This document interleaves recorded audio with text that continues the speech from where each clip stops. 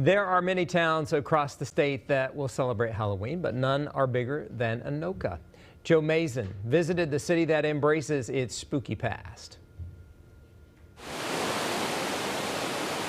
As the Rum River rolls through the city of Anoka, it's easy to see. But in this town known as the Halloween capital of the world, there are things that remain unseen. People feel an entity on the stairs. It's usually Dr. Flora. Unseen things that can be felt, heard, and even smelled. Up here, they will feel or smell cigar smoke, and they'll feel a male entity, and we think it's Dr. Allenson. Mixed in between the antiques and handmade crafts at the big white house, you may find two spirits. I heard people walking upstairs, but I knew I was the only one here. Missy Metz knows the haunted history of the house. So it was built in 1904 by a husband and a wife that were both doctors, Dr. Allenson and Flora Aldrich. The two didn't live in the home for long. 1916 he passed away, and 1921 she passed away. But the couple seemed to have never actually left. I guess I thought ghosts were around because they were mad or sad or injured. And with here, I've realized that they're here because they love it.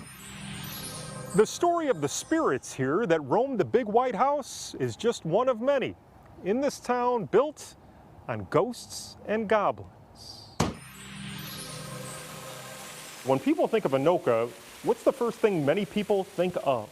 Halloween. Of course it's Halloween. Rebecca Ebnet-Desens, executive director of the Anoka County Historical Society, tells us the city became the Halloween capital of the world in 1919 after a local theater owner helped start a parade for kids of all ages. There was about 500 people that first year for the parade. Over the last century, the parade has grown and become a legendary event in Anoka, each capturing a moment in time. We have so many parade photos in the collection, but the background of all of those photos is the stores and the cars and the fashion, and we can see all of that change as time goes through. Halloween is celebrated here with the hope that another world may exist outside of this one.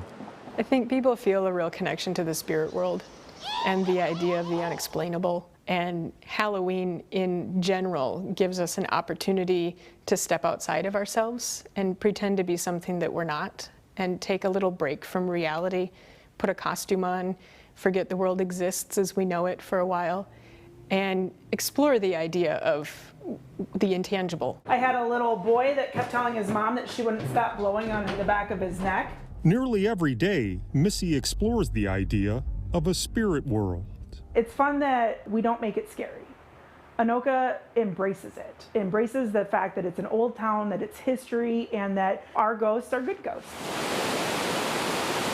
As the river rushes by and time moves on, those living today may become the ghosts of tomorrow.